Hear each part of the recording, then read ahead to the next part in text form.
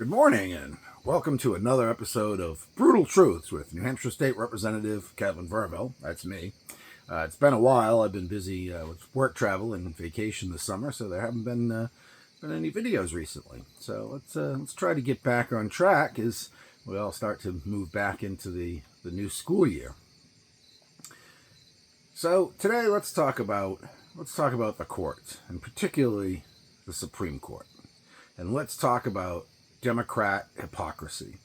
So the Democrats are beating the war drums against the U.S. Supreme Court, and they're basically saying the U.S. Supreme Court has somehow become corrupt, and it's a tool of Trump, and that President Trump controls the courts, and all this nonsense. And they're saying, they're basically trying to lead you to believe that any ruling from the U.S. Supreme Court is invalid somehow because they're ruling in favor of the administration. And of course, that's not 100%, right? Nothing's 100%. And I'm not a legal expert, and I don't really track these numbers very closely. But if you go online and you do a little quick searching, you'll find that the Trump administration, the current administration, is prevailing in the Supreme Court somewhere between 75 and over 90% of the time. So the vast majority of the cases that are going to the U.S. Supreme Court, being brought there by the administration, the administration's winning. So the lower courts, where the Democrats are playing legal warfare, whatever you want to call it. This is live one take, so you get what you pay for. So they're basically harassing the Trump administration, right? Everything that the administration tries to do, the progressive liberals, take it to court and try to stop it and turn it around, wasting taxpayer time and money. And I say they're wasting taxpayer time and money because of the high percentage of losses when it goes to higher courts, right? And so they're picking these local jurisdictions, regional jurisdictions where they know the judge will side on their side, but then when it gets to the U.S. Supreme Court, these decisions are getting overturned, and the administration is allowed to do what the administration has been trying to do all along. So you have this mantra coming out of the left that the U.S. Supreme Court is not just, that it's in the pocket of the administration, that it's corrupt, and all of this nonsense, and that's unfortunate, right? Because that makes people not trust U.S. government institutions, which I get. I don't trust the government either. What are you going to do? But the Supreme Court's always been sort of that area where we've had some deference, even when they don't rule on our side. And if you look back at the past, when liberals got the ruling that they wanted from the U.S. Supreme Court, it was justice and it was obvious and all of this. And they would tell you, well, it's settled law, right? It went to the U.S. Supreme Court, so it's settled law. There's nothing that can be done.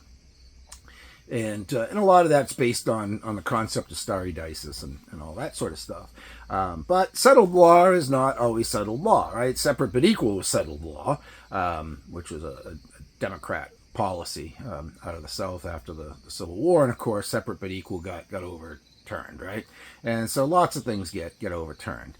There's been changes in rulings on abortion and all kinds of things. And so now it's, the Supreme Court makes a decision, but that's not really settled law because they didn't decide on the liberal side. So, it's just corrupt nonsense. And that's really unfortunate that's the road that the Democrats take, but they always take it. And so you could say, well, Verville, you're talking a bunch of nonsense. You're talking a bunch of nonsense. And progressive liberals and Democrats have everybody's best interest at heart, right? So okay, let's look at that. What is the Democrat solution to the problem, the alleged problem of the Supreme Court being corrupt, right? And their solution, the thing that they are openly proposing, is to pack the court. In other words, to double, triple, I don't know, make it tenfold as big as it is today. Do that as soon as there's a Democrat president that's elected, and fill all of those new seats with progressive liberal justices that you have a high degree of confidence will rule the way you want them to rule on cases for the next generation and a half. That's cheating. It's cheating. They want to reinvent the size of the court all at once to pack it. Now, you can say, yeah, that's a strategy. That's a strategy. That'll get you a generation, maybe a generation and a half if you do that. But, you got to remember what comes around goes around. Eventually, all those new justices will come off the bench, either by retirement or by the good Lord taking them back home. And you don't know who's going to be president when those seats come up again. And so, that can become a very temporary fix. So what are you going to do? You're going to keep increasing the size of the Supreme Court till it ends up like the New Hampshire House of Representatives, where there's 400 of us. So it's nonsense, right? This is not how judiparous. Can't say that word. That's not how the justice system is supposed to work in this country. It's just not how it's supposed to work. And when you hear Democrats and progressives say we're going to pack the court, that's the solution, right? It's ludicrous. They want to go to the popular vote, right? Oh, it's a democracy. We're not a democracy. We're a constitutional republic. The founding fathers hated democracy. Don't trust it. Democracy is mob rule, right? A republic protects minorities, and the smallest minority is the individual. And that's who we should always be looking out for. But when it comes to courts and lawfare and all of that sort of stuff, the Democrats are being quite open and quite honest with us that they basically want to take over the legal system in a very bad way to the detriment of the American public. And for that reason, you really got to steer clear of electing these people, because they're going to put you under their thumb if they possibly can. Anyway, I hope you like the content. Please hit like, share, subscribe if you would. Let's get the algorithms cooking. See if we can push this out.